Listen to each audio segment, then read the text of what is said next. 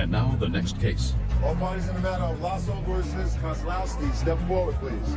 Lucille Lasso is suing her son-in-law, project manager Jeff Kozlowski, for an unpaid loan to build a fence. Jeff says the money was a gift to him and his wife. Miss Lasso, the defendant is your son-in-law. Right. And I assume that this is your daughter. Is that right? Correct. Is this also a daughter? Yes. According to your complaint, you made a loan to your son-in-law and your daughter in the amount of $1,000. You made that loan about a year ago, and it was for them to be able to put a fence around their swimming pool. Mr. Kozlowski says that there was no loan, that this was a gift, that you made the gift not only to them, but to other of your children in the same amount of money, and that the only time that it became a loan was when the family had a falling out. Is that right, sir? That's very accurate. Okay, so when did you write a check or hand them the $1,000? On 7th month, on the 13th, 02. And tell me how that came about, Mrs. Lasso. Debbie, Your daughter. my daughter, she asked me if they had put up a pool, and she wanted to put a fence up. But I told her, because I had been giving money to my son, I bought him a car. I moved my daughter out here from Chicago, and I told her I was using too much money, and that I would loan her the $1,000, but I wanted it back within a year. And the three of us were in his kitchen, and it was quite clear. I said in front of them, this money I want back, because I have been spending too much. You said you gave your son money to buy a car. Right.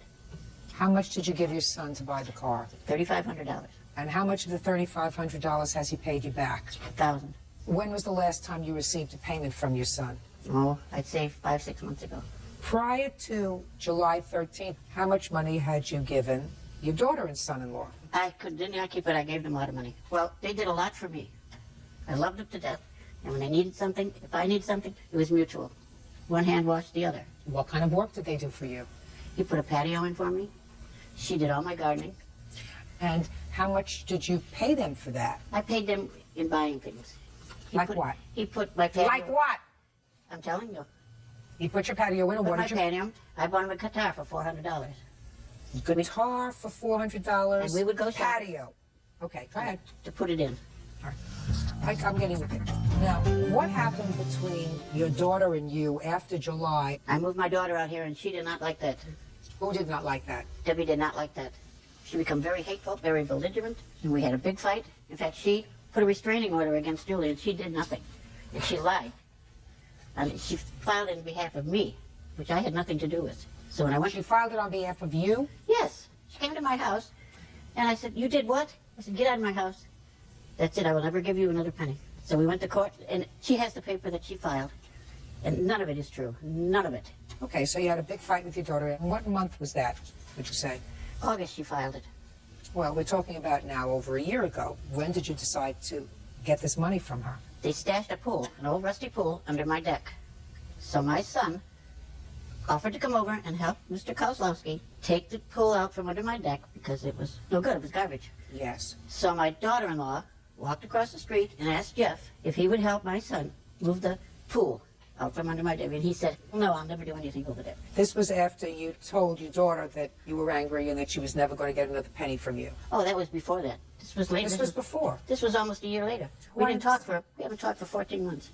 Okay. And when we do, it's something sarcastic or something. I'm asking you when this business about the rusty old pool took place. That was right before I filed the paper. Recently. August. Recently. Recently. And after he said he's not moving the pool, then you filed this. All right, correct. And then I asked her, "Are you ever going to start paying me for that fence? Because it had already been a year." And she says, "No, prove it." Okay, now I'll hear you. Go ahead. My mother-in-law came over to our house and sat in our kitchen, gave us $1,000. He actually gave my wife $1,000.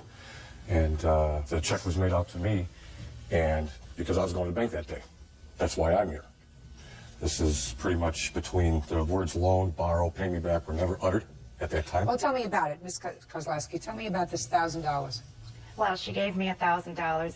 She also gave, and the $3,500 for the car has nothing to do with this. She also gave my brother another $1,000, and she gave my niece, her granddaughter, $1,000, all within the same 2 months, as gifts. There was no loan or anything ever mentioned. That's a conclusion. That's for me to decide. Tell me about the day when she gave your brother the check.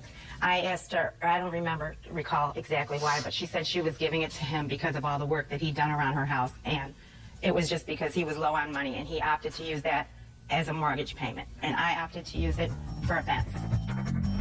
So I have to make a judgment as to whether or not I believe that when you gave your daughter this, listen to me carefully, that when you gave your daughter this money, this $1,000 check, you anticipated its return and that there was a clear understanding between you and your daughter and son-in-law that this was a loan. Yes, ma'am. And I find that it was not a loan. I find that it was a gift that you made, and that your argument with your daughter and son-in-law, which escalated into a Cold War, unfortunately, between the three of you, ultimately reached its crescendo when your son-in-law was asked to get rid of this pool that was stored, and he said he's not helping. And it was shortly thereafter that you decided you were going to file a lawsuit against them for $1,000. All I want to know is, do you have a check there? Yes, Is your ma'am. canceled check? I didn't on write it? it. Shh. Okay. Does your canceled check say loan or No. anything that would suggest a memorandum that the money was going to be returned? No. When you gave your son $1,000, was there anything on his check that indicated gift or loan? No. This was strictly So you may be angry with your daughter. That doesn't mean lawsuit. That doesn't mean case. Your case is dismissed. Ma'am, It was a gift. Can That's I all. say something? Thank No. you. Thank you. The bodies are excused. You may step out. Well, we know who's lying here. Don't always you. smile. Don't smile. Database engineer Janet Quarterbitty is suing her neighbor, tax administrator Mark Swan, for damages to her home and for making false complaints to the police. Mark is countersuing for damages to his house and for an assault. All rise. Yeah, this is case number 274 on the calendar in the matter of Quarterbitty versus Swan. Parties have been sworn in, Judge. You may be seated. Have a seat, please. How long have you been neighbors? 9.5 years, Your Honor. And how long have you lived in your house? I've lived in my house for 10 years. So you moved in 6 months after she did, is that right? Yes, Your Honor. I'm getting to the lawsuit, but I want to find out what the genesis of the problem is between you two seemingly normal-looking people. When did the trouble start between the two of you? About a month after he moved in. Why? I found out afterwards that he believed that the property line was about 2 or 3 feet closer to my side than it actually was. Yes. He was trying to sort of push things over to move the property line where he thought it should be. Did you have your property surveyed? I didn't. I didn't realize this was an issue. I did in April 2001. Well, that took a long time. When you bought your property, you had a survey? Yes, Your Honor. And the survey indicated, at least as far as you were concerned, that your property line was 2 or 3 feet into property that Miss Quarterbitty had previously thought was hers. Yes, Your Honor. Did you have a discussion with her about it? No, Your Honor. Why not? Well, because I had a survey that was on my property, and I knew that she had a survey of the same fence line, so I knew that she knew that the fence was on my property. Just a second. You knew that there was a fence that she had erected that was on your property. No, Your Honor. This is a fence that was existing before both parties bought the property. Okay.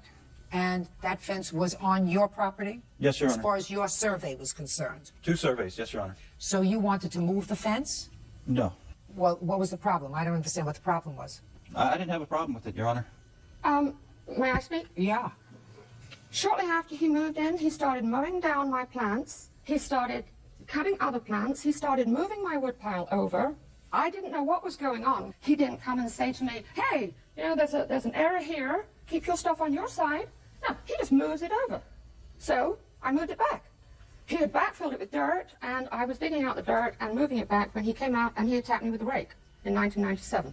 Okay. I don't have to get back as far as your incidents with each other in 1997. Suffice it to say that this whole problem started because the two of you did not act like adults. You have a lawyer? Mm-hmm. Did you have a lawyer? Yes. If you don't wish to speak to her, even though she's your neighbor, you have your lawyer write a letter and say, Dear Miss Quarterbitty, we believe that this is Mr. Swan's property. Please check your survey. If there is any difficulty, have your lawyer get in touch with us. Yes? May I interject something? We did go to arbitration, and I offered to be friends, and she refused that in arbitration. When? Back in 1995, Your Honor. When you went to arbitration, what was the result of the arbitration with regard to the property? No result was issued on that. Your Honor, if I may, the arbitration at the time was for something entirely different. I want to know, was there ever a resolution with regard to this property? No, it has not gone through civil court yet. So, as far as each of you is concerned, there's a 2 to 3 foot strip of property that is in dispute. Is that right? No, it is not right, Your Honor. He thought it was 2 or 3 feet. In fact, the fence was on his property by 6 inches. For some people, 6 inches is very important. Absolutely. I understand that now. However, I had a survey, and I didn't study it. I didn't realize that, yes, the fence appeared to be on his property by a small amount. I didn't look at it until he started mowing things down and beating on my fence, trying to push it over and undermine it and tear it down, basically. How large a piece of property do you have, Mr. Swan? It's a little over half an acre. Well, that's a pretty decent-sized piece of property. Is there anything that is particularly attractive about this strip of property? Your Honor, I think of the Is there something particularly attractive about this piece of property? No, Your Honor. Then what's the big deal? There are more important things to deal with in life. Why would you move her woodpile over a foot? Why? I deny that allegation. Mr. Swan, that's not true. You moved it because it was irritating to you that she was on your property. If it was on my property and I had right of claim, then I would have moved it. Did you move it? If it was on my property. Did you move it? Yes. Then I'm saying to you, you're a fool. Because that's not the way civilized people behave. It's just not. Especially when you're new in the neighborhood. It's ridiculous. However, I have a feeling that you acted badly as well. I don't know why you would have that feeling, Your Honor. Really? Because you were convicted of assault, madam. That's why. Your case here says that he falsely accused you of assaulting him and you want to be compensated, and that he has damaged your house and you want to be compensated. But when I read further in his answer, you were convicted of assault. Can I explain to you why? No. Okay. Once you're convicted, you cannot charge him with having falsely accused you of assaulting him. Do you understand? No, I don't, Your Honor. Well, if he brings fraudulent evidence into the courtroom and the Commonwealth attorney believed him, and the judge found him guilty based upon his found fraudulent you guilty. evidence. Found you guilty. Found me guilty based upon his fraudulent evidence. We don't revisit that, madam. You don't get to try the same case twice. So you have no claim against him for the false arrest. Now, you have a charge against him. You say that he's damaged your home. Can I show you a videotape of this happening? Yes. Damage to your home has not been litigated yet, as far as I know. Is that right? Is that right? Has the damage to your home been litigated? I pressed a charge, but I withdrew it. We traded charges, basically. Which has been Justice, going on all the time. Hold on a second. You filed charges with regard to the damage on your home that's in that video? I did.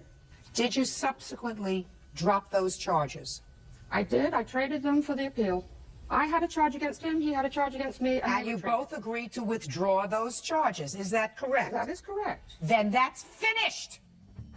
Judge Judy continues in a moment. He has almost totally destroyed the existing fence. He can destroy whatever he wants to on his property. He can't. Oh, yes, he can. No, he can't. You say potato and I say potato, madam. He can, in fact, take down a fence if it's on his property. Real cases, real people. Judge Judy. Janet Quarterbitty says she's at war with neighbor Mark Swan over a property line. She is suing him for damages to her home and for filing false charges with the police. Do either of you two people have any fresh complaints about the other that have not been the subject of either a settlement or a lawsuit? I do. When? Over the last year, he has almost totally destroyed the existing fence. Is this the fence that's on his property?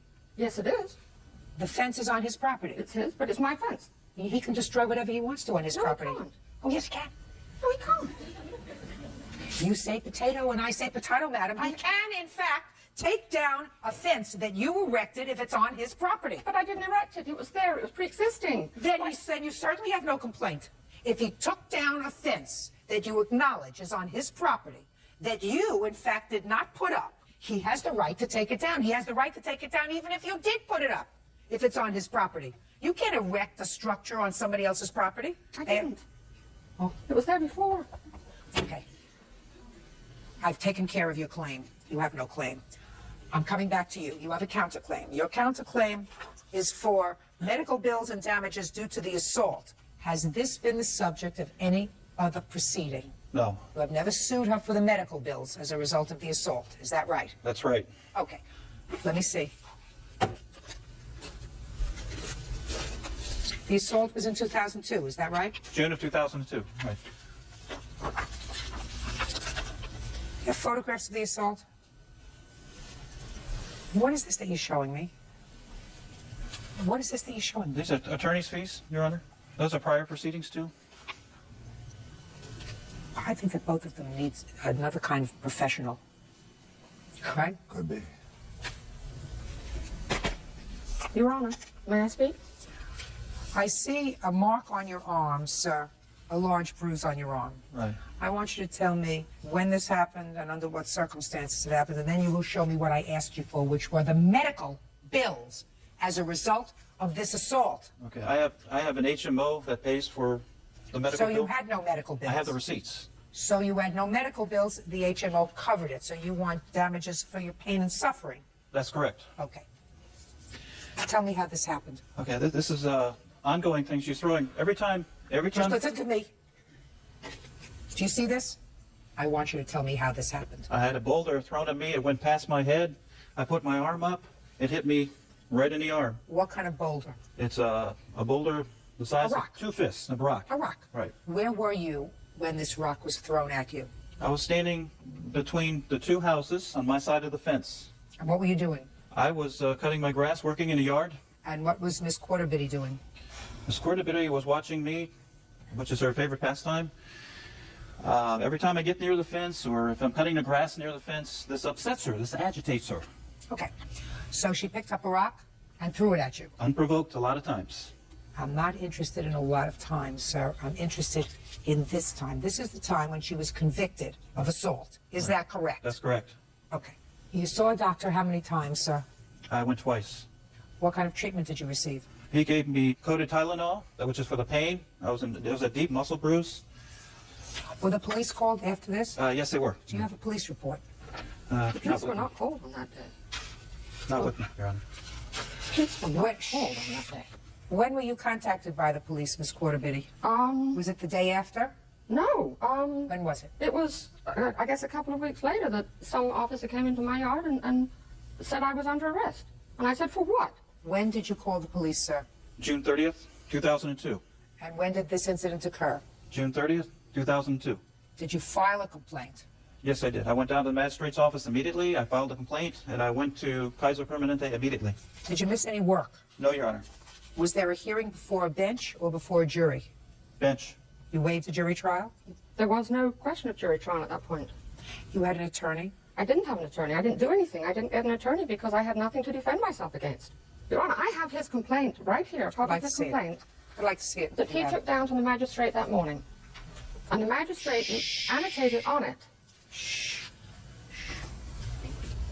The magistrate annotated on it, red mark on right arm. Right. The picture you see is of an arm with quite an extensive injury, and it's not even him, frankly. If you look at the picture, there's no way to identify. I want to tell you something, madam. If you threw a rock at him and he had a little mark on his right arm, you're way out of line. I didn't throw a rock I don't at believe him. you. I don't. If you threw a rock and it hit him, you're way out of line. I believe that you did. You have to stop fighting with each other because life is short. Do you understand? He is absolutely entitled to recover, Miss Quarterbitty, because you were convicted of assault. A judge hearing this case beyond a reasonable doubt found that you were, in fact, guilty of throwing a rock at him and causing him injury. Judgment for the defendant on the counterclaim in the amount of $2,500. You better stop it. Parties are excused. You may step out. I think Judge Judy did a very good job. On the basis of his false evidence, they found me guilty. She's provoking me all the time, every time I'm out, even when I'm cutting the grass. She's a jerk. She has no life. This is what she does for a living. It was never an assault. I went into court without a lawyer because I had nothing to defend. And now the next case. All parties in the matter of Martin versus Acosta, step forward, please. 20-year-old customer service rep Stephanie Martin is suing daycare provider Christina Acosta for a refund of babysitting fees and medical bills. Stephanie claims, due to Christina's negligence, her 9-month-old daughter fell down a staircase. Christina is countersuing for slander. Miss Martin, you have a baby girl? Yes, ma'am. And how old is the baby? She's 10 months. Miss Acosta was your daycare provider for a period of time. It is your claim that while the baby was in Miss Acosta's care, she fell down a flight of stairs while in a walker. Correct. You want a refund of the money that you paid her because you paid for that week in advance, and you want the child's medical bills covered, and you want something for pain and suffering for the baby. Correct. Miss Acosta says, pretty much, when children are in daycare, accidents happen. Is that right? Yes, ma'am. And she is counterclaiming. She says that you have been bad-mouthing her around town, which has caused her insurance to go up. And some people have left her business, so she's suing you for slander, defamation. Yes, ma'am. Okay. The baby did, in fact, fall down the stairs while in your care. Yes, correct. So if Miss Martin said to other people that you were not a good daycare provider because you were negligent in allowing the baby to fall down the stairs, that would be true. True. So you can't sue her. That's fine. Good. How much did you pay each week for the baby to be? It was $20 a day, and I usually kept her in there for 4 days, so it was $80 a week. And how much are you seeking back in fees that you prepaid? $40. That you had already paid for after this incident? Correct. Okay. And what are the medical bills? One is $146 and one is $122. The child is okay? Yes, she is. Lucky. Yes. How did she fall down the stairs? I have a basement. The door was shut and it's always locked. All the children were watching TV. Destiny's in her walker, and she's just walking around. My friend of mine came over to the house, and I walked into the kitchen and retrieved a brochure for her. And I came back in to the living room. I noticed that 2 girls were gone. And I looked around, and then I heard Destiny in her walker near the dining room where the stairs are. And I heard the walker go to that first step. And I immediately ran to her. But she fell down the stairs? Yes, ma'am. Well, if the basement door is locked, how did it get unlocked? The 2 girls that snuck away unlocked the door and went How old are downstairs. the 2 girls who snuck away? 3 years old. And how is the door locked? It's a doorknob that has a lock on it. I have pictures of them. Just a regular doorknob with a lock on it, Yes, where you ma'am. press? No, turn. That's not sufficient. If you have a 3-year-old that can reach that, that's not sufficient. You have to have a latch and hook and eye all the way up on top so that the basement door can't be opened. You were negligent. How many children do you take care of, Ms. Acosta? 6. How old are they? They range from 6 years old, and Destiny was the youngest. At the time, she was 8 months. So why don't you think you're responsible for these medical bills or return it for $40? Ma'am, I never refused to pay for medical bills. Miss Martin refused to give me the medical bills. I have the police officer's narrative stating that she refused to give him the medical bills so he could photocopy them and give them to me.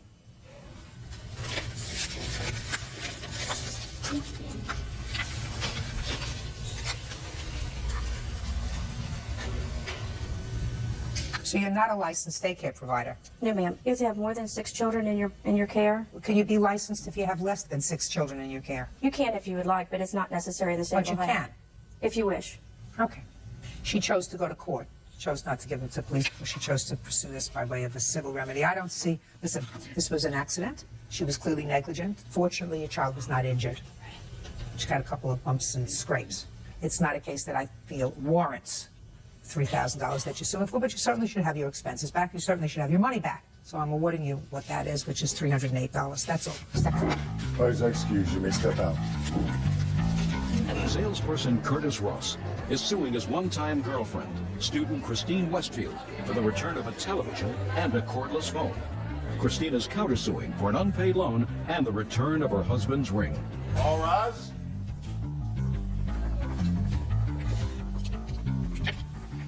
Yes, it's case number 112 on the calendar in the matter of Ross versus Westfield. Parties have been sworn in. You may be seated. Gentlemen, have seats, please. Mr. Ross, reading between the lines in your complaint, I gather that you and the defendant dated briefly while she was separated from her husband. Yes, ma'am. And it is your claim that during that time, you loaned her a television set and a telephone that had a caller ID on it, and you want those items back. That's what this case is about. Ms. Westfield says that you gave her absolutely nothing during the brief time that you dated or were in a relationship, that she went back to her husband, and that she, in fact, loaned you $300 for some reason that she's going to tell me, and that you also stole a ring that belonged to her husband that she wants back. Right. Yes. Okay. So, first tell me when you met her, Mr. Ross, and how you met her. I met Christine in late December. I met her at a gas station. She had a military uniform on, and I was in the military. I was in the United States Navy, and that kind of sparked up the conversation. So she was pumping her gas, and we was talking about the Navy, and I said, hi, how you doing? Got to talking and asked her, could I take her out to dinner? She said that would be fine. And then she gave me a pager number at that time. She said, you can't call my house because I'm still living with my husband. So she gave me the pager number to call her. But she told you she was separated from her. She said that at that time she told me that she was separated, but then she said her husband still lives at the house. Okay. So far, is that right? We met in early January. That was the only discrepancy, but yes. Other than that. Okay, go ahead. Okay, and at that time I would call her. She would come visit me. She came and visited me for the first time on New Year's Eve. So we spent New Year's Eve together, and at that time she spent the night at that time. She complained about her husband being mean to her, and I said, hey, you might get in trouble. So she said she's gonna stay at her sister's house. That's what she told him. She's gonna stay at her mom's house, but she was staying at my house. She was at my house at that time. During the period of the time, we dated on and off. I spent the night at her house. She spent the night at my house. So you mean ultimately her husband left the house? Eventually he left. After about 3 weeks he had left. And then I started spending the night over there. Because she was scared. She was scared because he had threatened her with a gun, said that he would kill her, pointed a gun at her. So she was scared for her safety. So she said, I didn't want to go over there, Your Honor. I'm going to be honest with you. I didn't want to go over there. But, you know, and I'll be honest with you, because she said he had a gun, because he's some kind of security guard or something. And I said, hey, shh, please. You know, but I've been in that situation before. I've been on his side before. I've been a guy that was kind of rough towards women, but I learned my ways. I was taught better than that. All right, let's get to the television and that cell phone. Okay, at that time, they was going through the divorce. What had happened was he had the police come over there and take the stuff. He took a fax machine, he took a TV, and at that time, she called me. I said, how can he come get stuff? Because when I went through my divorce, I had to wait for my divorce procedure. Okay, so took the stuff, and what did you say? I said, I think you need to see a judge before he can take any of your stuff. But she said, I'm tired of him. I just wanted to get his stuff. He can take whatever he wants. She doesn't want to waste any more time with him. So at that time, she said her daughter had a PlayStation 2. You have to have a certain TV to play that.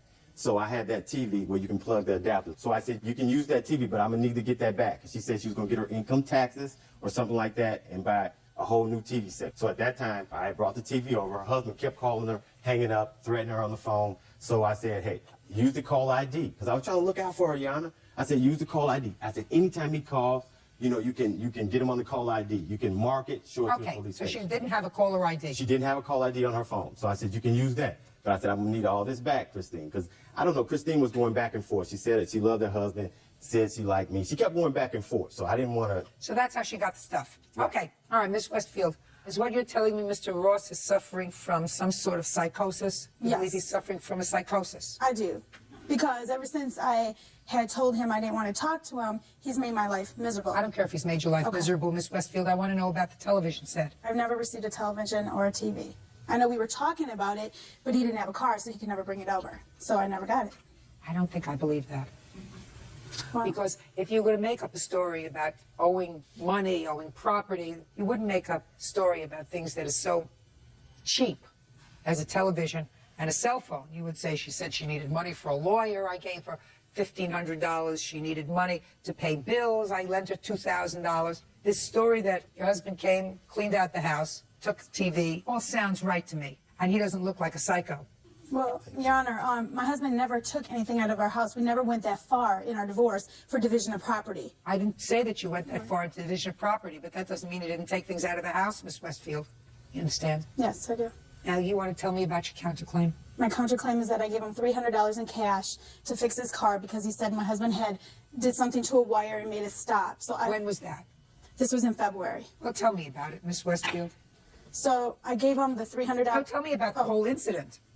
He came to you and said... Curtis had came to me and said that his car wasn't working when one day before it was working. So then the next day he came and said it wasn't working. Try looking at me right here. And he said that my husband was messing around with his car, and I didn't agree with him at that time. But his car wasn't, it wouldn't start. So I felt obligated, because things were getting all out of control, felt obligated to give him some money so his car could, he could get it fixed. So I gave him $300 in cash. He said he'd pay me when he got his first unemployment check. And then one day he came over to my house and I was showing him my husband's rings. And I don't know why I showed him these rings, but I did. And he was like looking at them. And then we had a conversation and I wanted to prove to him that I wasn't going to go back with my husband.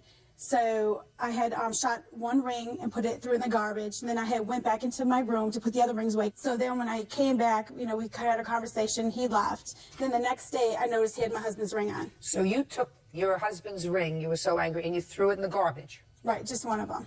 One of them? Right. After you threw the ring in the garbage, what did you do with the garbage? Well, at that time it wasn't full. It was, but, in like a day or two, I'm sure I just threw it out. So, Miss Westfield, it would be fair to say that you discarded that ring.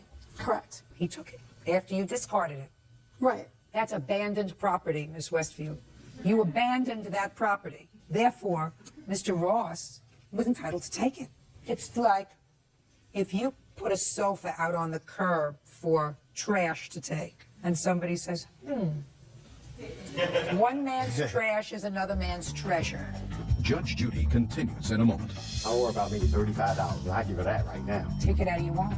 It's like $30. Or did I say 35? You did say 35. And later today, In the morning when we woke up, we turned the TV on, but there was a big red blob in the middle. What did Cameron tell you? That the oldest one slammed him against the TV. real cases, real people. Judge Judy. Curtis Ross says that during his affair with Christine Westfield, he loaned her the use of a television and a cordless phone. Curtis claims she refuses to give them back. You threw his ring in the garbage. He took the ring out of the garbage. You didn't say to me, right away I went looking for the ring because I realized I made a mistake. Well, that was my intention to do. No. What you just told me, Miss Westfield, listen to me carefully. What you said was the garbage wasn't full. 2 or 3 days later, I took it and threw it away. You never even looked for the ring in the garbage. That's what you told me, right? Don't change your story now. You're not entitled to the ring back. Did she ever give you $300 to fix your car? No, she didn't. What she did, Your Honor, she gave... Look at me. Try looking at me. Don't you punch your papers. I'm sorry. What she did is she gave me a Quest card. A Quest card is like a food stamp card to use to go shopping because she gets like welfare. So what you're telling me is she never gave you $300. She gave you a Quest card. She gave me a Quest card. At that time, she did not have a job. So she said she's been using her credit card. So I gave her $154 to put on her credit card. And, Your Honor, I owe her about maybe $35. And I give her that right now. Take it out of your wallet. I think it's like, you want me to give it to her? I want you to give it to Officer Bird. It's like $30. Or did I say 35? You did say 35. Okay. Receipt first? Yeah, I'm gonna need a receipt because I'm gonna have to come back for that. You might have to sue her again for that. Thank you. Now, you have a receipt for the television set? No, ma'am. I don't have a receipt for that. How much did you pay for it? I paid $269. It has a remote control on it. And the Remote phone? control. And the phone I pay like it's a cordless phone. I paid like $65 for that. You have a receipt for that? No, ma'am. Well, you got a lot of problems without receipts, Mr. Ross. I know. I didn't think that she would do this to me, Your Honor. I was trying to help her out. Well, she did, Mr. Ross. So you're supposed to have receipts. Issuing a judgment for the plaintiff in the amount of $275, and I am dismissing your counterclaim, Ms. Westfield. I don't believe that you loaned him any money, and the ring that you are demanding the return or value of, I believe you discarded, and you merely took it out of the garbage. Thank you very much. This case is over. Thank you. Parties are excused. You may step out. I knew I was gonna win. I'm very upset. Because she's been lying through this whole thing. It was all just a big lie. I tried to help her out, and it turned around and it bit me. You know, he's making everything up to make me look bad. I think she's in a terrible situation. And now the next case. All parties in the matter of Camper versus Iglesias. Step forward, please. Accountant Colleen Kemper is suing her former landlords, Eloisa and Paul Iglesias, for the return of her personal belongings. The defendants are countersuing, claiming Colleen's children broke their widescreen TV. Mrs. Camper, you and your family rented a room from the defendants. And according to your complaint, they kept your property when you moved out. You want your property back. Mr. and Mrs. Iglesias, I don't think deny the fact that they have your property. You have their property? Yes, we do. Yes. What kind of property do you have that belongs to Mr. and Mrs. Camper? There's some of their clothing, a computer, a couple of shelves, and pretty much it. I have a list, Let me see. and this is just a generalized list. Did you know each other before you rented this room? No. How did you find the room? The neighbor across the street introduced us. Okay, and why were you looking for a room? Had you been evicted? We were supposed to be moving into another house that the neighbor across the street owns, and 2 days before we were going to be moving in, all of a sudden, the girl that was supposed to be moving out didn't move out. So then we already had given our 30 days where we were at. All right, she's got another story. In any event, you moved into their room. What kind of rent were you supposed to pay? $600 a month.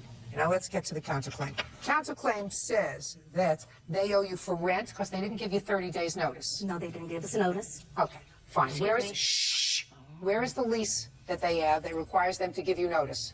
It was a verbal agreement. No. You want them to give you notice, you have to give them a lease. Other than that, they're month to month, they can leave whenever they want. So you're not entitled to rent because they didn't give you 30 days notice. So let's eliminate that. Let's go to damage to the television set, because that's what really this whole case is all about. You claim that their 2 children damaged your 50-inch television set. I'm ready to hear evidence of that. We went to a party. We didn't come home till about 12 o'clock at night. When we came home, her children were unattended downstairs by themselves watching our TV. And I had asked her when she moved in to please be careful with the TV, because it's my husband's favorite TV. And she said, don't worry. You know, that's why we put a TV in their room. Every room upstairs has a TV. Okay, so the children were downstairs watching television. Do you remember what they were watching? Yes, I bought a movie, Daredevil, and they were watching the movie on DVD on our TV. Okay, so they were watching it, and it was working. Yes. So?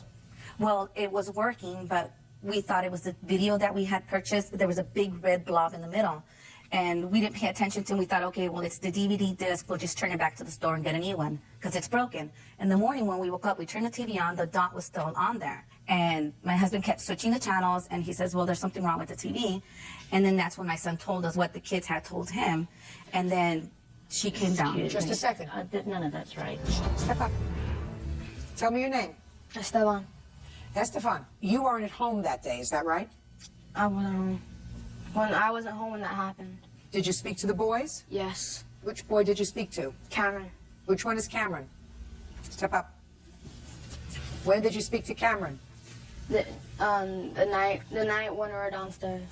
And you found that there was this dot on the television set? Yes. What did Cameron tell you? Cameron told me that the oldest one slammed him against the TV. That his brother slammed him? Is that right? No, that is not right. What did your older brother do to you? We weren't playing around that day. We were sitting down and watching the TV. Come up here.